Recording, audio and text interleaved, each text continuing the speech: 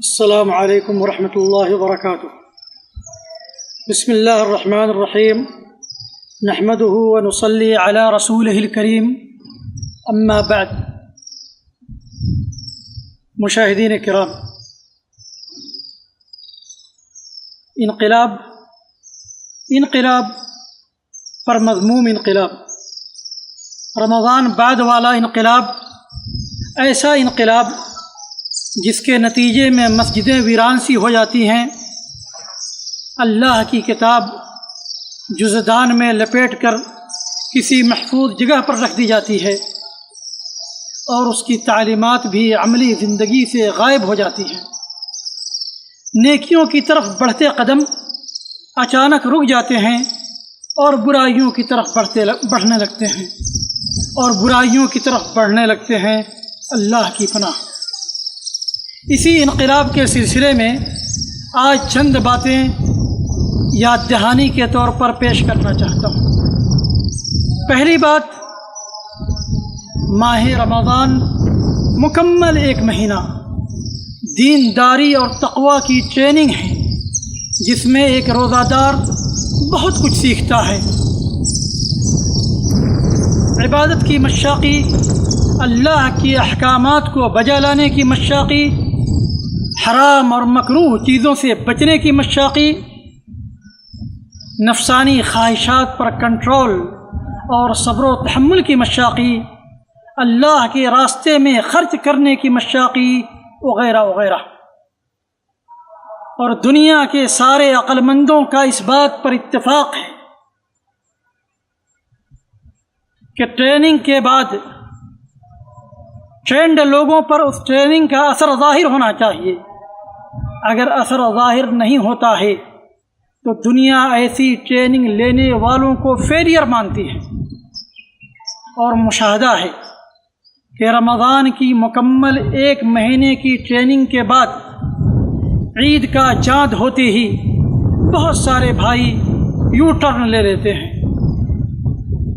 چاند رات کی عشاء کی نماز سے ہی بہت سارے لوگ مسجدوں سے غائب ہو جاتے ہیں، بلکہ بہت سارے لوگ اسی رات سے ان برائیوں کا ارتکاب شروع کر دیتے ہیں جن کو انہوں نے رمضان کے مہینے میں چھوڑ رکھا تھا۔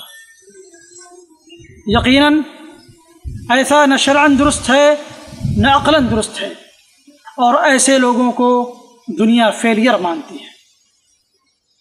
دوسری بات، یقیناً رمضان المبارک میں عبادتوں کا اہتمام ہونا چاہیے۔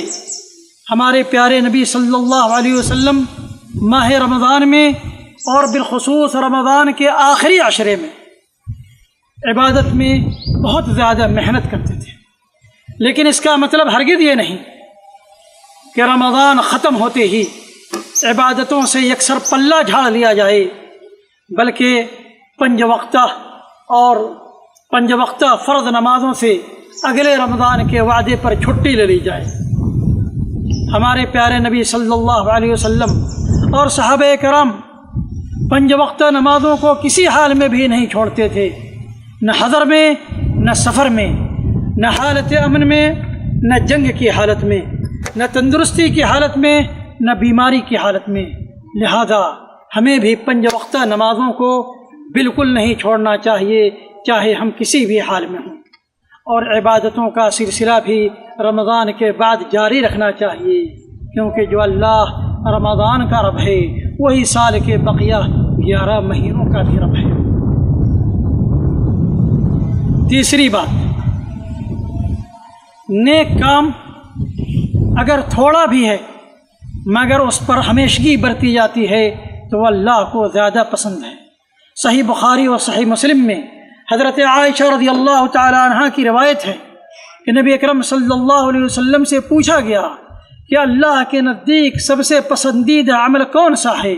تو نبی اکرم صلی اللہ علیہ وسلم نے جواب دیا، ادومھا وان قل، وہ نیک کام جو ہمیشہ کیا جائے، جس پر ہمیشگی برتی جائے، گرچہ وہ کم ہی کیوں نہ ہو۔ یہی وجہ ہے کہ ایمان والے نیکی کے کاموں پر ہمیشگی برتتے ہیں، فرض اور واجبات کی پابندی کرتے ہیں اور اللہ تعالیٰ سے دعا کرتے ہیں ربنا لا تزغ قلوبنا بعد اذ ہدیتنا، کہ اے ہمارے رب ہمیں ہدایت دینے کے بعد ہمارے دلوں کو ٹیڑھے نہ کر دے۔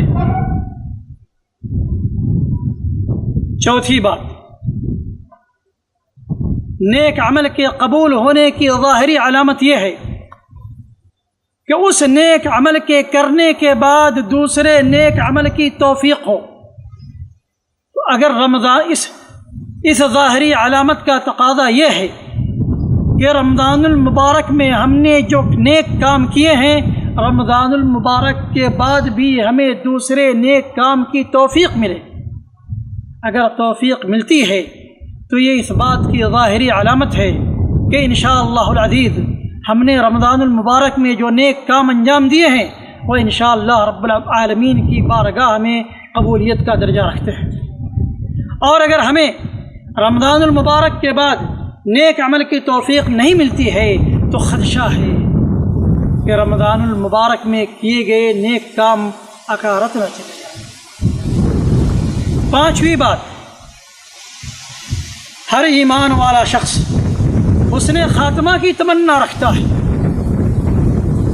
اور سوء خاتمہ سے ڈرتا ہے، اور موت کی کوئی گارنٹی نہیں ہے کہ کب کس کو اپنی آغوش میں لے لے۔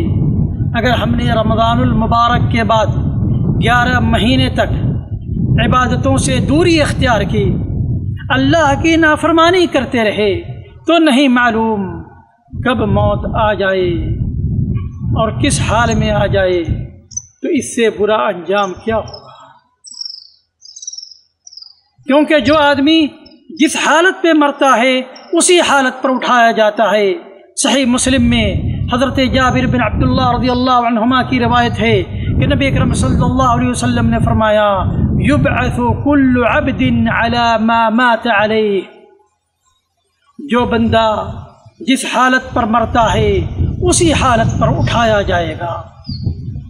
قرآن اور حدیث میں اس کی کچھ تفصیلی مثالیں بھی بیان کی گئی ہیں، جیسے حالت احرام میں مرنے والے شخص لبیک اللہم لبیک پکارتے ہوئے اٹھائے جائیں گے۔ شہید اس حالت میں اٹھائے جائیں گے کہ ان کے زخموں سے خون بہہ رہا ہوگا، رنگ تو خون کا ہوگا مگر خوشبو مشک کی ہوگی۔ اور سود خور اس پاگل کی طرح اٹھایا جائے گا جسے شیطان نے چھو کر خبتی بنا دیا۔ لہذا ہمیں حسن خاتمے کی راہ اختیار کرنا چاہیے، اسی کے اسباب کو اپنانا چاہیے، اور سوء خاتمہ اور برے انجام سے ڈرنا چاہیے اور اس کے اسباب سے بچنا چاہیے، اور اللہ تعالیٰ سے دعا کرنا چاہیے کہ اللہ تعالیٰ خاتمہ بالخیر فرمائے اور سوء خاتمہ سے بچائے۔